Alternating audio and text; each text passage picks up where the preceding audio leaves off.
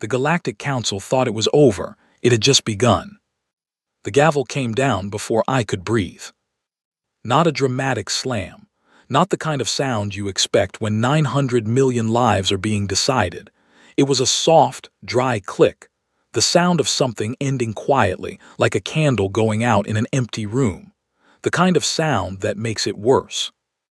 I was sitting in the upper gallery of the Grand Conclave Chamber on Station Veilthon, the diplomatic seat of the Galactic Council, 63 light-years from Earth. The chamber was enormous, built to hold representatives from 47 member species, each section shaped to suit a different biology. Curved perches for the Threnali, deep pressure pools for the Aqueous Velhari, wide, low platforms for the multi-limbed Chell, and one small, flat row of simple seats near the back, where the human delegation sat, where I sat. 14 seats for humanity. We used to fill them all. That day there were 4 of us. The head of the council's directorate, a Voakai named Supreme Delegate Karathsal, stood at the central podium.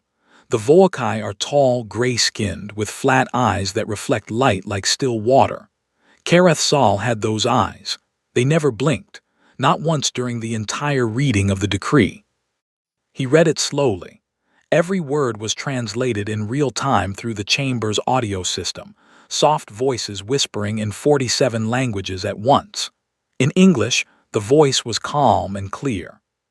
By unanimous decision of the Galactic Council Directorate, the species designation of Homo sapiens, commonly referred to as humans, is hereby reclassified from sovereign member to terminated status. I heard the words, I understood them, I sat very still. Terminated status. That was the Council's legal term for it. It meant humanity had lost the war. It meant we had lost the right to govern ourselves. It meant Earth, Mars, the 14 colony stations, and every human being alive were now subject to redistribution under galactic law. The decree continued. The Voakai hegemony would take Earth and Mars directly under occupation authority. The Chell Dominion would absorb 4 of our outer colony stations. The Verk Union and the Surai Collective would split the remaining 10 between them. Humans themselves, all 900 million of us, would be processed through the dispersal program, relocated, spread across labor colonies on 40 different worlds, never more than a few million in one place. Never enough in one place to organize, never enough to remember what we had been. The word they used for it was resettlement. I have never hated a word more in my life. Across the chamber, the delegates from 46 other species sat and watched. Some looked at us. Most did not. There was no protest, no raised hand. No one stood and said this was wrong. They simply watched. Karathsal read the decree the way you watch a door close in a building you are leaving. The gavel came down again. Second click, it was official. I looked at the 3 other humans beside me. Nav, our legal attaché, had his hands folded in his lap, his eyes fixed on the floor. Petra, our communications officer, was staring straight ahead, jaw tight, not blinking.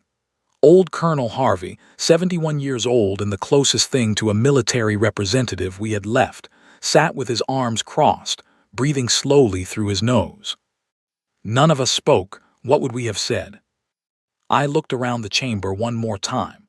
I did something in that moment that surprised even me. I started memorizing faces. Not human faces, alien ones. I studied every delegate in that room. The way the Threnali shifted their wing feathers when they were uncomfortable. The way the Chell delegates leaned their wide, flat bodies slightly forward, which their species does when they feel superior. The way the Verk representative had not looked at us even once during the entire reading. I memorized all of it. I did not know why at the time. I know now. As the chamber began to empty, a Threnali observer approached me. The Threnali are ancient. Their recorded history stretches back over 100,000 years. They hold a permanent non-voting seat on the council. They observe. They document. They almost never speak in session, and they almost never approach anyone informally. This one did. She was small, even for a Threnali. White-feathered, with dark rings around her eyes that I had learned meant advanced age in their species. She moved through the thinning crowd without anyone noticing her, which was a skill in itself, and she stopped beside me at the edge of the gallery. She did not look at me when she spoke. She looked out at the chamber floor. "You are the one called Kale Marin," she said. Her English was precise. Threnali learn languages the way most species breathe, without effort and without accent. "Yes," I said. She pressed something into my hand, a data chip, flat, small, no markings. "They have forgotten what it means to be afraid," she said. Then she walked away. I stood there holding the chip, watching her disappear into the crowd of alien bodies filing out through the tall corridor doors. I did not open it in the chamber. I did not open it on the transport back to the Perseverance, humanity's last active diplomatic vessel, a mid-sized ship running on a crew of 31. I walked to my bunk, sat on the edge of it, and turned the chip over in my fingers for a long time. The ship was quiet, the kind of quiet that fills a place when everyone on board is trying not to say out loud what they are all thinking. I could hear the ventilation system. I could hear Petra crying 2 cabins down, trying to keep it soft. I could hear Harvey, 1 cabin over, not sleeping at all, just sitting in the dark the way old soldiers do when the news is bad. I thought about Earth. I had not been home in 3 years.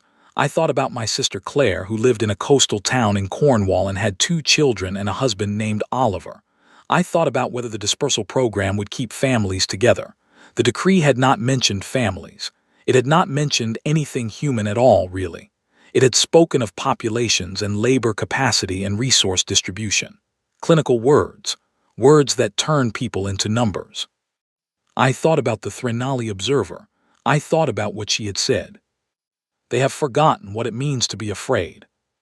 Not "you should be afraid," not "I am sorry." She had said they, meaning the council, meaning Karath Sal and his directorate, meaning everyone who had just erased humanity from the map of sovereign species without a single dissenting vote. I turned the chip over one more time. Then I picked up my reader, inserted the chip, and looked at what was on it. It was not a message. It was not a speech or a farewell or a record of what had been done to us. It was data, dense, layered, organized with the kind of precision that speaks of years of preparation. Star maps marked with security gaps in council patrol routes. Session schedules for the directorate going forward 18 months. Financial network diagrams showing how the 4 occupying powers were already dividing contracts for human labor. And 1 encrypted file, sealed under a lock I did not have the key for yet. The file was labeled Agon Protocol. I read everything else first.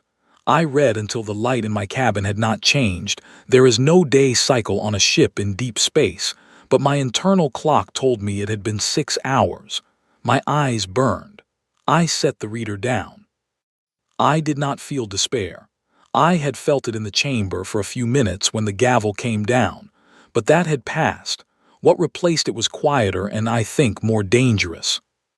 I felt focused. I pulled up a blank document on my reader. At the top, I wrote 3 names: Nav, Petra, Harvey. I thought about adding more, but 3 was right for now.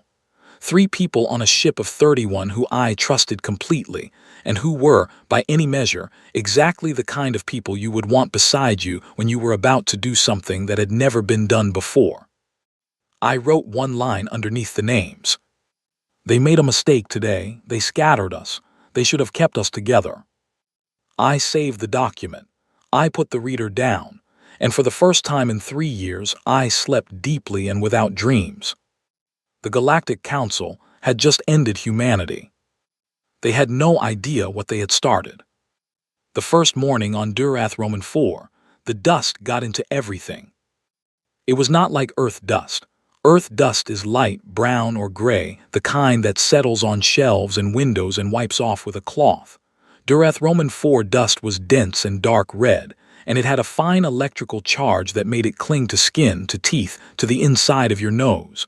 You breathed it in and tasted copper for hours. After the first week, you stopped noticing. After the first month, you could not remember what clean air felt like. I had been on the planet for 6 days when a man named Cole Barker found me. Cole was 30. He had been a structural engineer on the colony station Kepler-7 before the dispersal. He was short and broad-shouldered, with calloused hands and the kind of steady eyes that engineers get from spending years working with things that can fall apart if you are not paying attention. He found me in the processing queue at the eastern mine entrance on Durath Roman 4, where 40,000 humans were waiting to be assigned their work sectors for the day. He said nothing at first. He just stood beside me in the line and looked straight ahead. Then, quietly, without turning his head, he said, "You are Cale Marin." I said yes. He said, "I saw your name on the dispersal manifest before they scrambled the files. You were listed as a Class 4 diplomatic detainee. They put you here specifically. That means someone on the council wanted you buried." I had already figured that out. I told him so. He nodded once. "Good. Then we can skip the part where I explain your situation to you and go straight to what I want to show you." That evening, after the first shift, Cole took me to a section of the south dormitory block that the Volkai guards almost never checked, because the ventilation pipes there leaked a foul-smelling mineral vapor that the guards found unpleasant. Humans found it unpleasant too, but unpleasant and dangerous are two different things, and we had already learned to tell the difference. In that corner of the dormitory, behind a false panel that Cole had built himself over the previous 4 months, was a transmitter.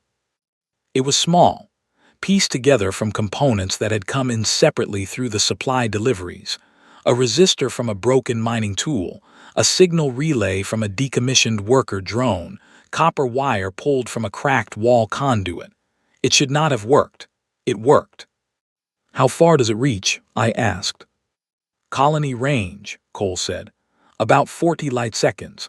Not enough to reach any council station, but enough to reach 4 other human labor colonies in this system." I looked at the transmitter for a long time. "How many people know about this?" 8, all of them here, all of them reliable." "Have you been transmitting?" "Short bursts only, coordinates and status. Nothing that looks like language to a standard scan. The Volkai call it static noise." A corner of his mouth moved slightly. "They are not wrong. It is noise. It just happens to be noise that means something." I sat down on the floor in that cramped, foul-smelling corner and thought. The dispersal had been designed to prevent exactly this: humans organizing, humans communicating, humans doing anything except working and staying separated and diminishing slowly until we were no longer a people, just a scattered population of laborers who happened to share a biology. The Volkai High Command had studied history. They knew what happened when conquered peoples were allowed to cluster. They had been thorough. They had also underestimated how comfortable humans are with difficult conditions. I reached into the inside pocket of my work jacket and found the data chip. I had carried it with me every day since the Perseverance. I had memorized the contents before leaving the ship, but I carried it anyway. It helped me think. "I need to contact 3 specific people," I said. "They are in different colonies. I do not know which ones yet. I need to find them without triggering a pattern flag on the Volkai monitoring system." Cole looked at the chip in my hand. He did not ask what was on it. "How long do we have to find them?" "As long as it takes, but less time than the council thinks we have." Cole was quiet for a moment. Then he said, "Tell me the names." The 3 people I needed were Nav, Petra, and Harvey. Nav had been sent to a chemical processing colony in the inner belt. Petra, I had heard, had been placed on a resource survey team somewhere in the outer reach. Harvey's destination I did not know at all, and that worried me. The colonel was 71, and the Volkai labor classification system did not make allowances for age. Over the next 3 weeks, Cole and his 8-person network began a quiet search through the static noise transmissions bouncing between human colonies in the system. It was slow. It required patience of a kind that I think only people in desperate situations fully understand. The patience that comes not from comfort but from necessity, from knowing that moving too fast is the only mistake you cannot afford. While we waited, I worked. Not because I had to, but because working gave me cover, kept me visible and unremarkable in the colony's daily routine, and because the mine itself was, in a strange way, useful. You learn things in a mine. You learn the layout of a place. You learn where the guards rotate and when. You learn which foremen count carefully and which ones stop counting at 100. You learn that the ventilation shaft in Section 9 connects to the equipment storage bay, where incoming supply deliveries are processed before distribution. You learn, in other words, how things actually work, as opposed to how the people running them think they work. On the 22nd day, Cole found Nav. He was on a chemical processing colony called Yaret Station, 4 light seconds away. His transit job involved moving filtered waste material between processing stages, which meant he had regular, unsupervised access to the waste conduit maintenance corridors. When we reached him through the transmitter, he sent back 3 words in the noise pattern we had established. I have resources. Nav was the kind of person who found resources everywhere. It was why I had included him in my plans on the Perseverance. He had grown up in difficult circumstances and had a natural understanding of how things flow, money, information, favors, and how to redirect that flow without anyone noticing. On Yaret Station, in less than 3 weeks, he had already made himself useful to 2 separate black market operations among the human workers there. He had not done it for personal gain. He had done it because both operations had things he needed. 2 days after we found Nav, Petra made contact with us first. She had found the static noise network on her own. She was Petra. I was not surprised. She was on an outer survey platform called Reach 9, a cold, remote installation where small teams of human workers operated geological sensors for a Volkai mining corporation. The isolation that made Reach 9 miserable had also, she informed us with characteristic efficiency, made it the site of the least monitored human habitation in the system. Harvey we found on the 41st day. He was alive. That was the first thing Cole told me, and something about the way he said it told me he had not been certain that would be the case. Harvey was on a heavy labor colony on the surface of a moon called Duras Minor, doing work that was physically brutal for a man of any age. But Harvey was Harvey. He was 71 years old, and he had spent 50 of those years in situations that would have ended other people. And he had come out of all of them with that same slow, even breathing and crossed arms. When we reached him through the network, he sent back one transmission. About time, what is the plan? I smiled for the first time in 41 days. That night in the corner behind Cole's false panel, I pulled out a new blank document and began to write. Not 3 names this time. A structure, a timeline, a set of tasks assigned to 4 people across 3 locations, all connected by a system the Volkai had dismissed as static noise. The Agon protocol file was still locked. I had been working on the encryption when I could. I was close, but I did not need it yet. What I was building now was the foundation beneath the protocol, the human infrastructure that the protocol would run on. The 4 powers occupying human space had divided us, believing that separation would dissolve us. They had not considered the possibility that separation, for humans, is sometimes exactly the environment in which we learn to build things no one else can see. The Volkai had given us 40 worlds. We were already connecting them. It was on the 63rd day that the event happened which changed everything. A man named Henry Cole, no relation to Cole Barker, organized a work slowdown in Sector 4 of the mine. He was not subtle about it. He spoke openly to the workers in his section, told them they were being given inadequate rations for the amount of physical output being demanded, and suggested that working at a sustainable pace rather than an exhausted one was simply a matter of self-preservation.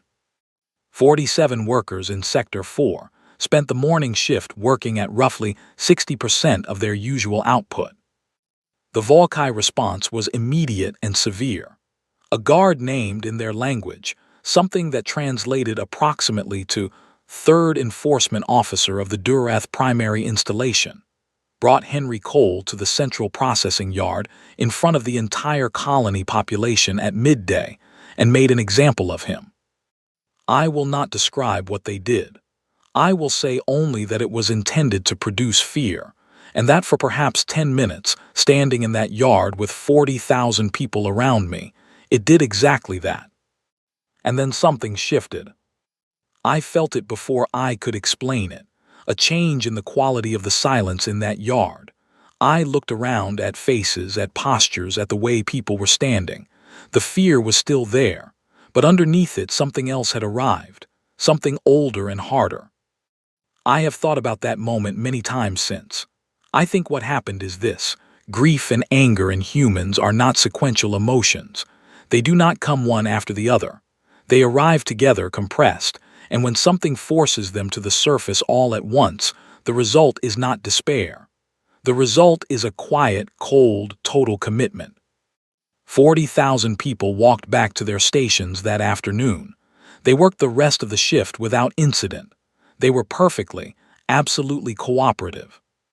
And that night, the message that went out through the static noise network from Dureth Roman 4 to 4 other colonies was the longest transmission Cole's system had ever carried. Every foreman, every supply route, every guard rotation, every structural vulnerability in the mine support systems, every access point to every communication relay in the installation. We sent it all. Because Henry Cole had given us something that no council decree and no dispersal program could manufacture.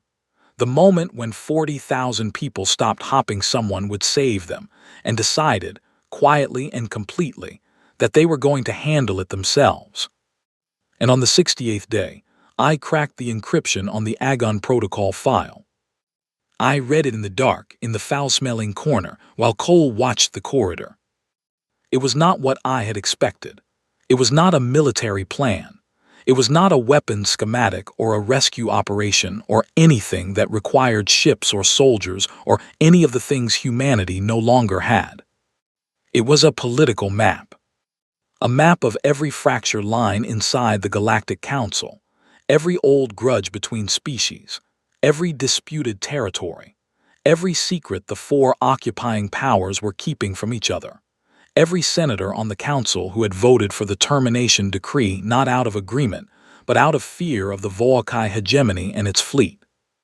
The Threnali had been watching the council for 100,000 years. They had been patient in the way that only very old species can be patient. And they had built, over decades, a document that was essentially a complete guide to how the Galactic Council could be broken apart from the inside. They had given it to me. I sat with that for a long time. Then I wrote Nav, Petra, and Harvey a single message. I know how we win. It is not fast, it will not be comfortable, but it is possible. Are you in? All 3 responded within the hour. Nav sent one word, obviously. Petra sent a list of resources she had already begun gathering on Reach 9 that she had not mentioned yet, because she had not known what they were for. Harvey sent 3 words, what do you need? I started writing. 4 years is a long time to be patient when every day costs something. I will not pretend it was clean or easy, or that I moved through those 4 years with steady confidence. There were months where the plan felt impossible, where the distances between colonies felt too great, where the slow pace of change felt like no change at all. There were nights on Dureth Roman 4 when I lay awake in my bunk and ran the numbers again. Human population in labor colonies, resource depletion rates, Volkai enforcement capacity, and the numbers were not always encouraging. But numbers are not the whole story. They never are. By the end of the 2nd year, something had happened that I had hoped for but not counted on. Humans had made themselves useful, not in the broken, diminished way the dispersal program had intended. I mean genuinely, structurally useful, in the way that water is useful when it finds the lowest path through rock, not because anyone planned it, but because it is the nature of water. Human workers on 40 worlds had, over 24 months, quietly become the operational backbone of installations they did not own. We learned every system we were assigned to. We learned it fully, carefully, and completely, always knowing more than our assigned role required us to know. A human assigned to maintain ventilation in a Volkai processing facility would, within 6 months, understand the entire facility's power grid, its communication relays, its emergency protocols, and the personal schedules of its 3 senior administrators. We did not advertise this.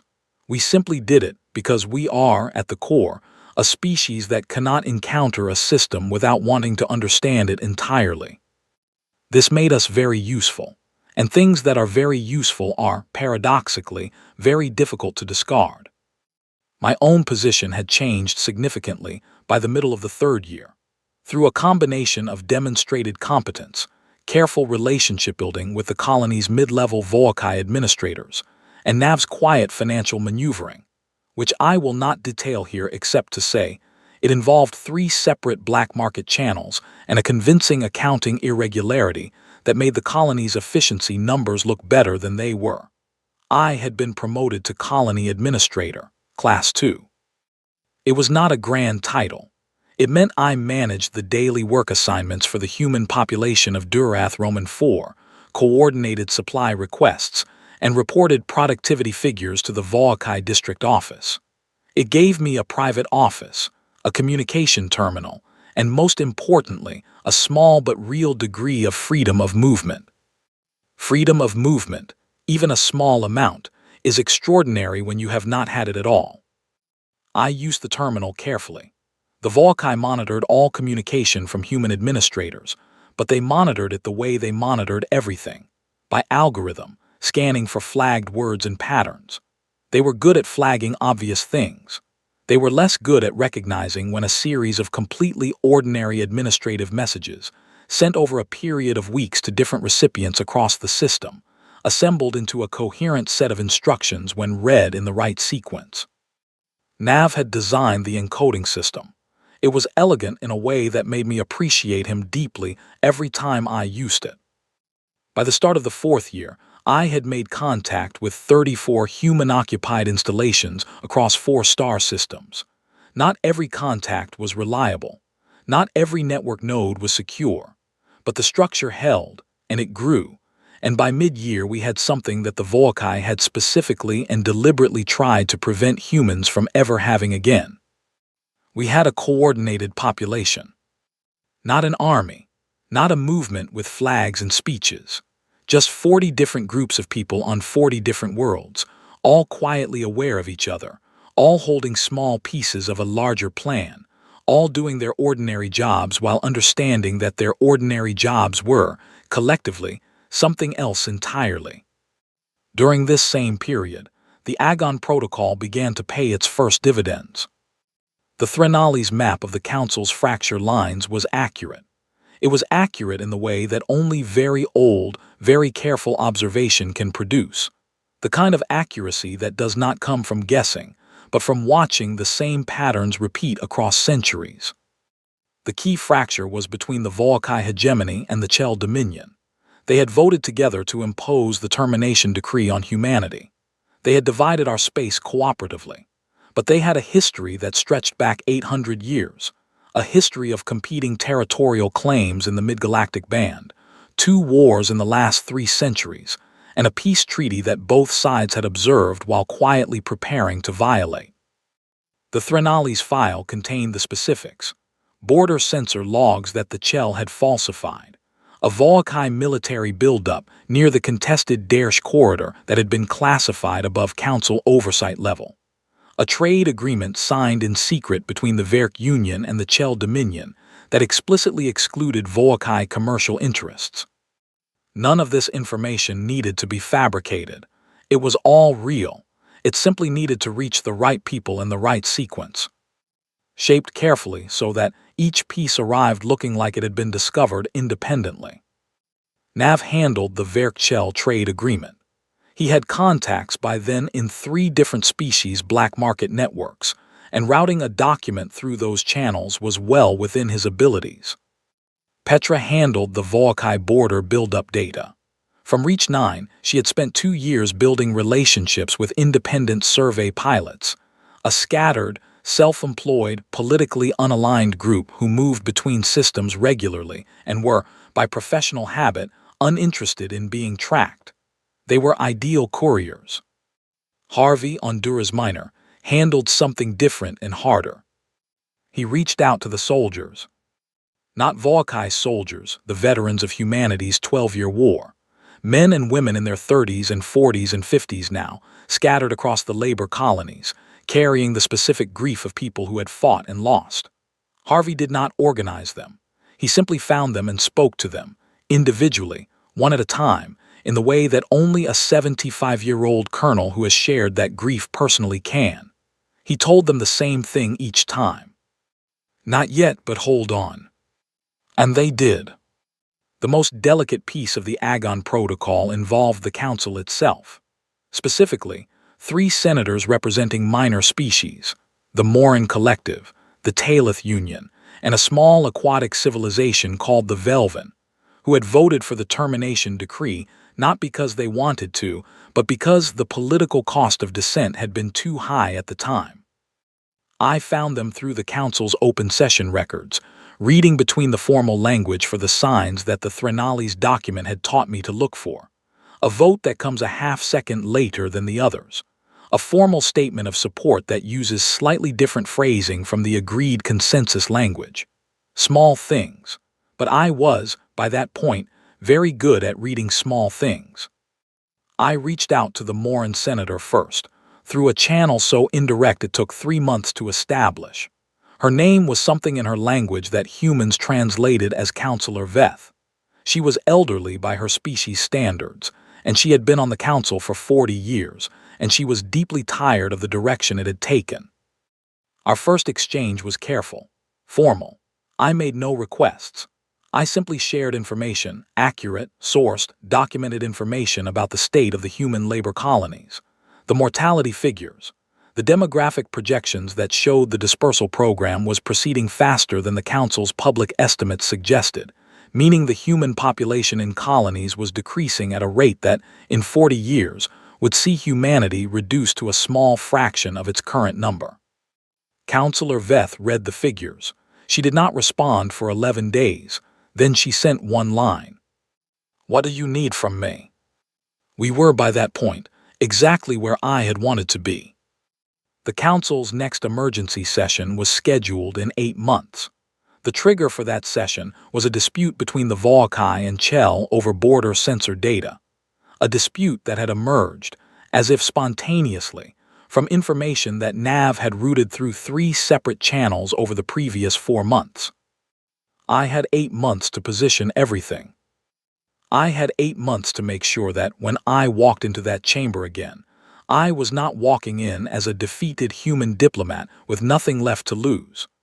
I was walking in as the person who had spent 4 years quietly turning the Council's greatest strategic mistake against itself. They had scattered humanity across 40 worlds. They had put us inside every system they owned. They had made us useful and then forgotten we were there. A child named Lena grew up in the colony school on Durath Roman 4 during those 4 years. She was 7 when I arrived and 11 when I left. She used to sit outside the school in the evenings and draw pictures in the red dust with a stick. She drew things she had never seen: green fields, blue water, the curve of a coastline. She had never been to Earth. She was born in a colony station before the dispersal. Earth was a word her parents used, a story. I watched her draw one of those evenings in the 7th month before the Council session, and I understood, in a way that I had known intellectually for years but felt fully for the first time, why none of this was optional. Not the risk, not the patience, not any of it. The plan was not about justice, though it was just. It was not about revenge, though that feeling had lived in me for years. It was about Lena drawing coastlines in red dust on a world that was not hers, on a world that had been handed to her like a verdict, and the simple, uncomplicated fact that she deserved better.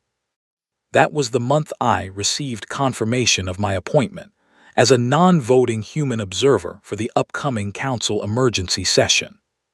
The first human allowed in that chamber since the day of the sentence. I spent the night before my departure from Durath Roman 4 sitting outside the dormitory, looking at the stars. Nav had sent a message confirming his preparations were complete. Petra had confirmed the survey pilots were in position. Harvey had sent 3 words, as he usually did. "We are ready." I looked up at the stars for a long time.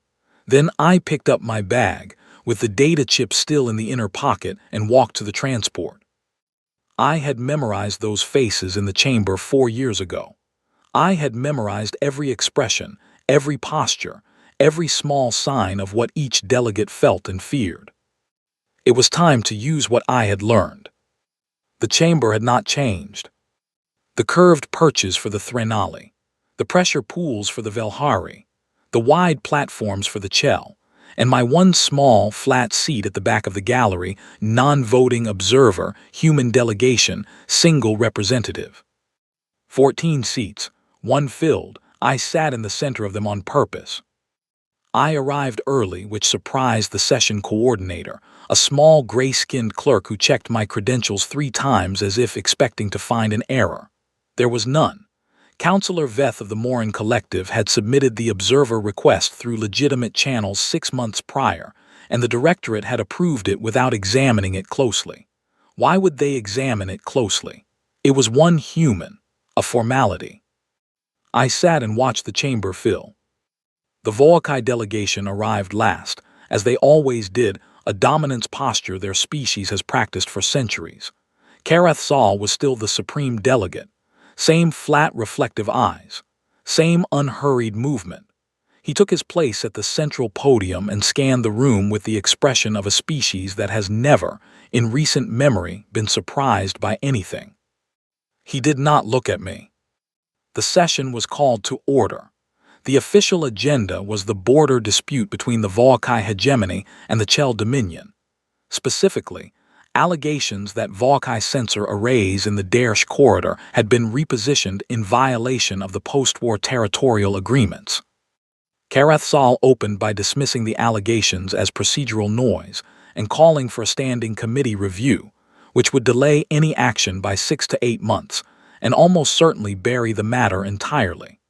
It was a maneuver the Threnali's protocol documents described as standard Volkai council practice, use process as a shield, delay everything until the opposition loses interest or resources.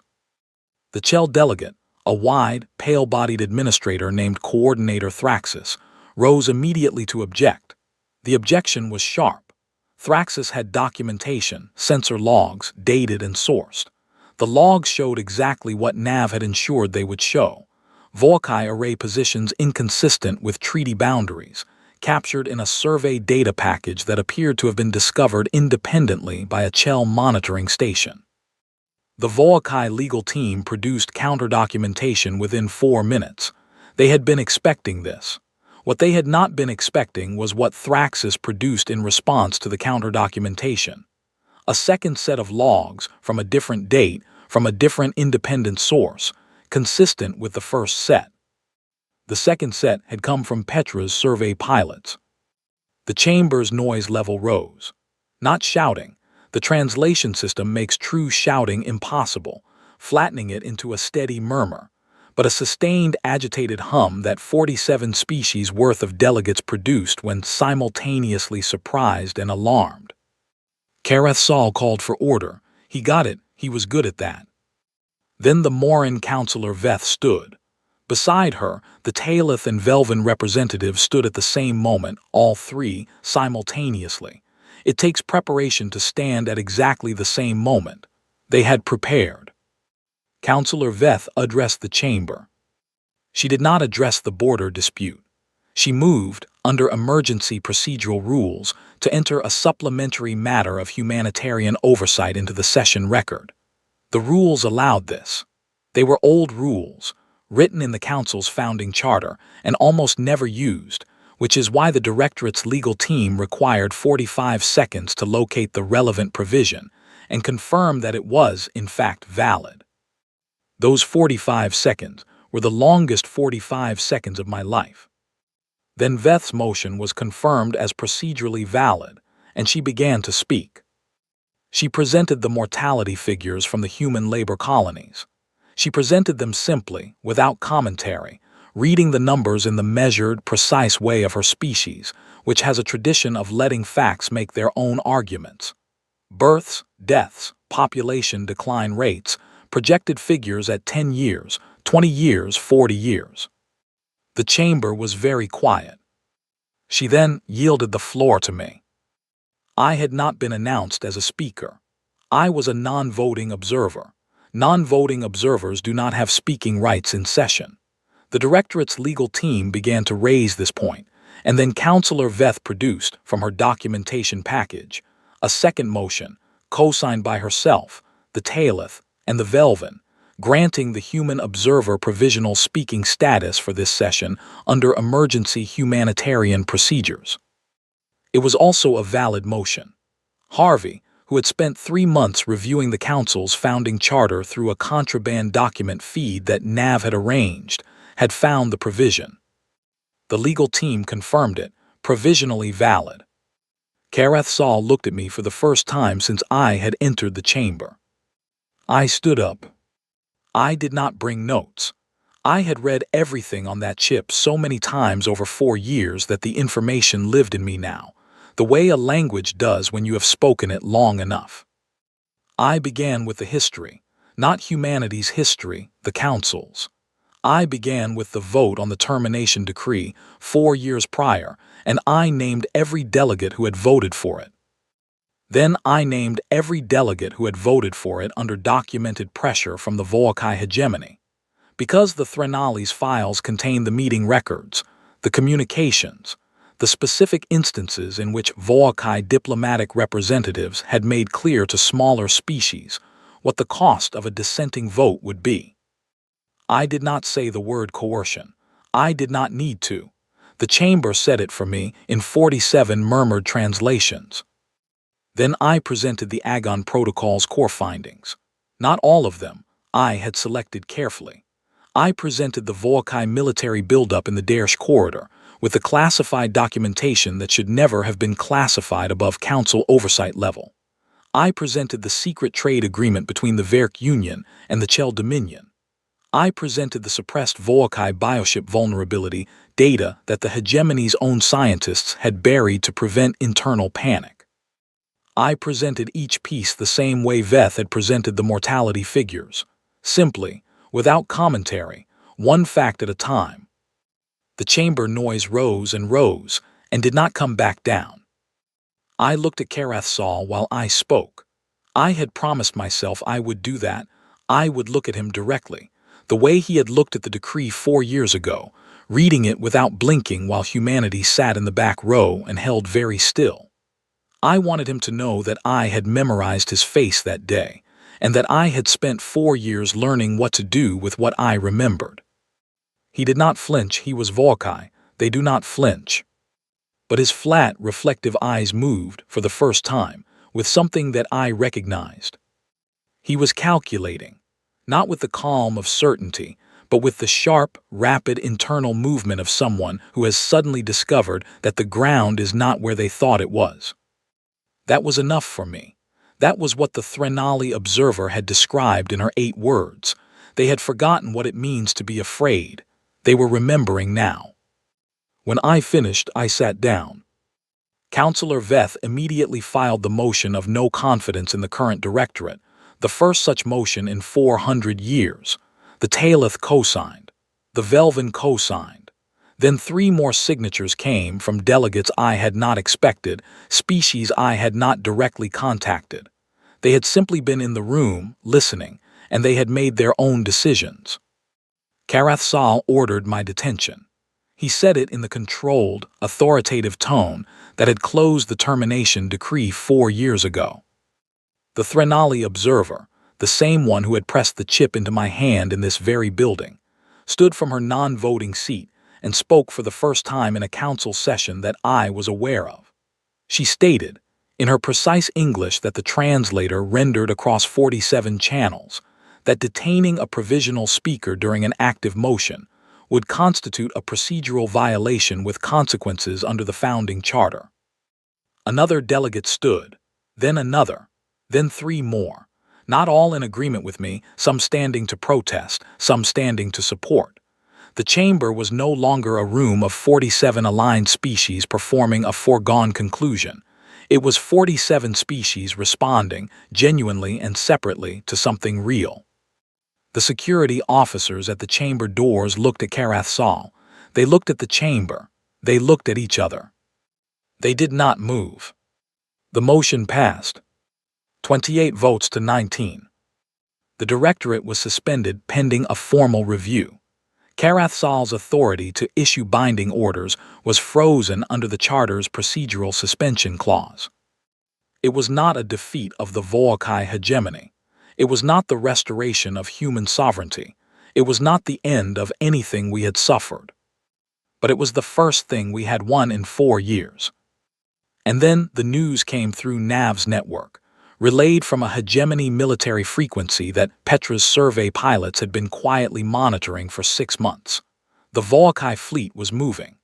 Karath Sal had given the order from the chamber floor, in the same breath as the detention command, and the fleet had been close enough that it was already in motion before the vote concluded.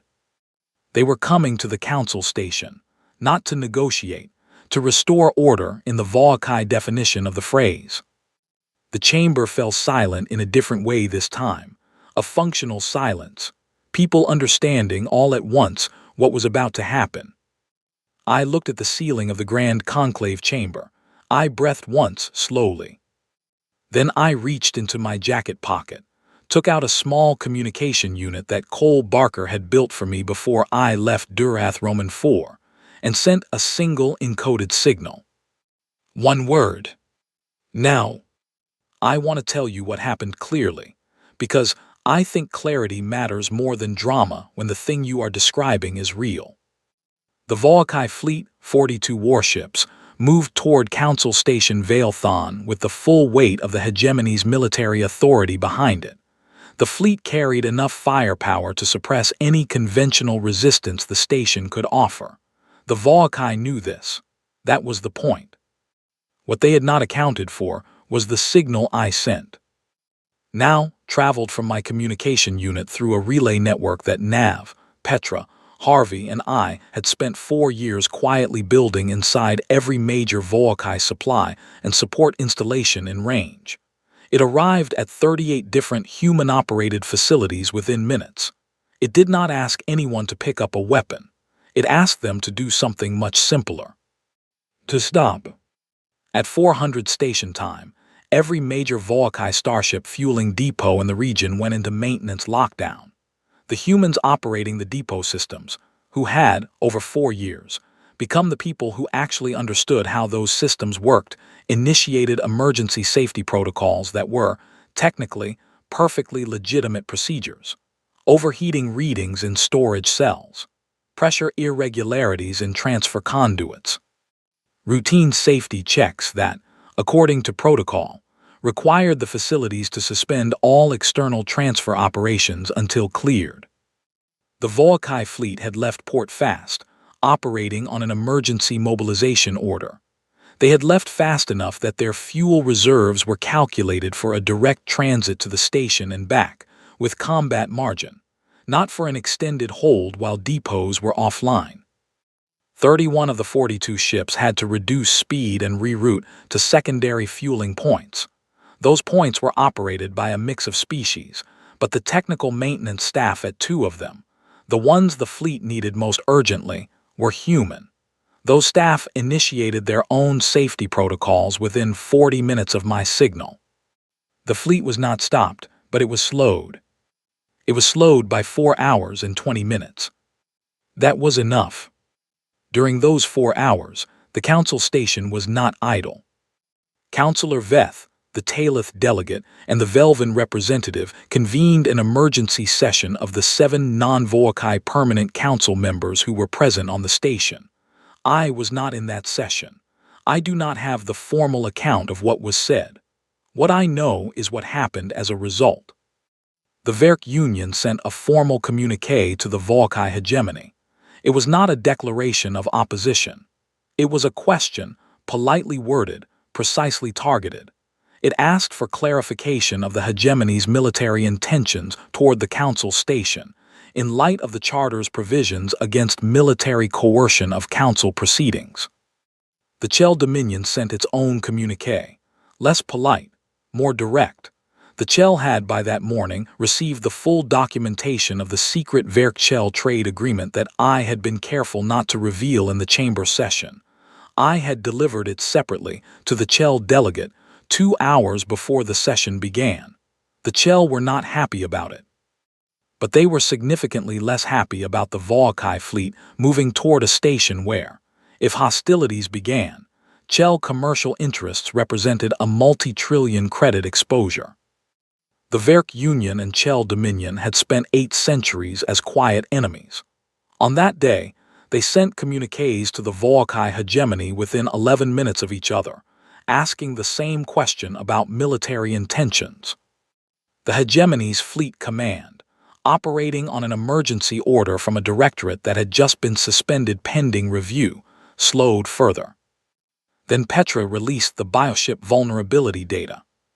She had held it as long as we had agreed, until the fleet was committed enough that revering course would be politically costly, but delayed enough that the alternative to reversal was worse. The data went to the 3 dissident senators, who distributed it across 3 separate Secure Council channels simultaneously. It was not a dramatic leak. It arrived as an addendum to the ongoing emergency session documentation, clearly sourced, clearly authenticated. The Volkai bioship vulnerability was not existential. It was not a weakness that would destroy their fleet overnight. But it was real. It was classified at the highest levels for a reason, and its sudden appearance in council documentation meant that every species on that station now knew something that the Volkai had spent decades and significant resources to suppress. The hegemony fleet came to a full stop 40 minutes before it would have reached effective weapons range of the station. In the communication that followed, conducted through official council channels that now, technically, fell under the authority of the suspended directorate's review board rather than Karath Sal directly, the hegemony's position had changed. Not its values, not its ambitions, but its position. The ground had shifted under it in too many directions at once. The fleet held. Negotiations were proposed. The hegemony accepted the proposal. They accepted it in the controlled, authoritative language of a species that was being very careful not to acknowledge that they had accepted it because the alternative had become unclear. I was in a small observation room off the main corridor when Nav's voice came through my communication unit. He was still on Yaret Station. I had not seen him in 4 years. He said they stopped. I said yes. He was quiet for a moment, then he said, "Now what?" That was the question. It was always going to be the question. The vote, the fuel depots, the fleet holding position, none of it was the answer. It was all scaffolding. The actual structure that needed to be built was still ahead of us. "Now we go to work," I said. The formal negotiations took 11 weeks. I will not walk through all of them. They were grinding, technical, exhausting work. The kind that people who write about great historical moments tend to leave out, because the detail of it resists drama, and the truth of it is that most of what decides things is not the dramatic moment, but the 11 weeks of argument and documentation and compromise that follows it. Councillor Veth led the council side of the talks. I was her informal advisor, which was the most official role a human could hold given that we were still, technically, in terminated status. Harvey joined us on the station in the 3rd week, brought in from Duras Minor on a medical transport. His health had not been strong after the heavy labor, and I was furious about that. In a way, I kept very controlled during the sessions, because controlled fury is more useful than expressed fury when you are sitting across a table from the people responsible for it. Nav arrived in the 5th week. I had not prepared myself adequately for how he looked. Thinner, older. The work on Yaret Station had taken things from him that rest and food would not immediately return, but his mind was entirely intact. He sat down beside me in the negotiation room and within an hour had identified 3 procedural angles in the proposed transition framework that the Volkai legal team had buried in technical language, hoping they would pass unexamined. They did not pass unexamined. Petra remained on Reach 9 through most of the negotiations. She was coordinating the network, maintaining the 38 connection points across the system, keeping the human colony communications active, making sure the thing we had built over 4 years did not quietly collapse now that the immediate crisis had passed. It was unglamorous work. She is the person I will be most grateful to for the rest of my life. The Charter of Restored Sovereignty was a document that required 14 drafts before everyone in the room would sign it. It was not what we wanted. It was what was achievable. It granted humanity provisional autonomous status, not full sovereignty, not council membership, but a recognized standing that ended the terminated classification and halted the dispersal program. It established a human oversight council with observer rights in the Galactic Council. It committed the 4 occupying powers to a timetable for releasing human colony stations back to human administration. Earth and Mars remained under a transitional arrangement that I will not call occupation, because the legal language was carefully crafted to avoid that word, but which functioned similarly for the near term. The timetable for full withdrawal was 20 years. I negotiated it down from 40. Harvey, across the table from the Volkai legal team, negotiated it down from 20 to 15. I do not know exactly what he said in the private session that produced that result. I know it involved his tone of voice, which, when Harvey chose to use it, had a quality that even alien species appeared to find persuasive. 15 years. Not immediate, not what any of us wanted, but a number with an end. On the day the charter was signed, I stepped out of the negotiation room and walked to the observation deck of the council station. It was the same station where the termination decree had been read, the same station where the Threnali observer had pressed a chip into my hand. I stood at the viewport and looked out at the stars. Earth was not visible from here, wrong angle, wrong distance, but I knew the direction and I looked toward it anyway. I thought about Lena, drawing coastlines in red dust on Durath Roman 4. She would be 11 years old now. I thought about Cole Barker, whose transmitter had been the first piece of the network. I thought about Henry Cole, who had not lived to see this day, and about the 40,000 people who had walked back to their stations in silence and decided, quietly, to handle it themselves.